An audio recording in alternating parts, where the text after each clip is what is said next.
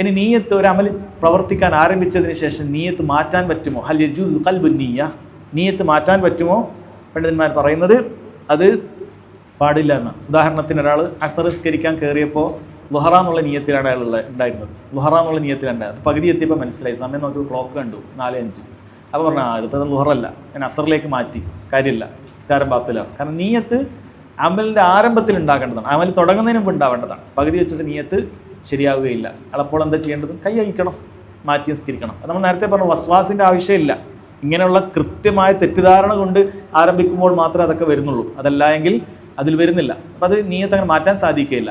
എന്നാൽ പണ്ഡിതന്മാർ പറയുന്ന അതിലൊരു ഇസ്തിസ്ന ഉണ്ട്, ഒഴികഴിവുണ്ട്. അതെപ്പോഴാണെന്ന് വെച്ചാൽ ഒരു വലിയ കാര്യത്തിൽ നിന്നും ചെറിയ കാര്യത്തിലേക്ക് ഒരാൾക്ക് നീയത്ത് മാറ്റാം. ഏതുപോലെ അവർ പറയുന്നത്, ഇപ്പോൾ നമ്മൾ മസ്ജിദിലേക്ക് എത്തി, അസർ ജമാഅത്ത് കഴിഞ്ഞു, അപ്പോൾ നമ്മൾ നിസ്കാരം ആരംഭിച്ചു. ഒരു റക്കായത്ത് കഴിയുമ്പോഴുണ്ട് കുറച്ച് ആൾക്കാർ, 5-6 ആൾക്കാർ വന്നിട്ട് അവിടെ ഇഖാമത്ത് കൊടുത്ത് ജമാഅത്തെ നിസ്കരിക്കുന്നു. അപ്പോൾ നമുക്ക് വേണം എന്ത് ചെയ്യാം, ഈ നമ്മൾ നിസ്കരിക്കാൻ നീയത്താക്കിയ അസറിനെ അത് 2 റക്കായത്ത് സുന്നത്തായിട്ട് എന്ത് ചെയ്യാം, നീയത്ത് മാറ്റാം.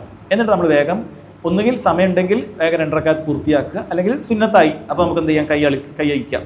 എന്നിട്ട് ഇവരോടൊപ്പം എന്ത് ചെയ്യാം, ജമാഅത്തിൽ പങ്കെടുക്കാം. അങ്ങനെയുള്ള കാര്യത്തിന്, വലിയ കാര്യത്തിന് ചെറുതിലേക്ക് അങ്ങനെ എന്ത് ചെയ്യാൻ പറ്റും, അങ്ങനെ നീയത്ത് മാറ്റാൻ പറ്റും എന്നാണ് പറയുന്നത്.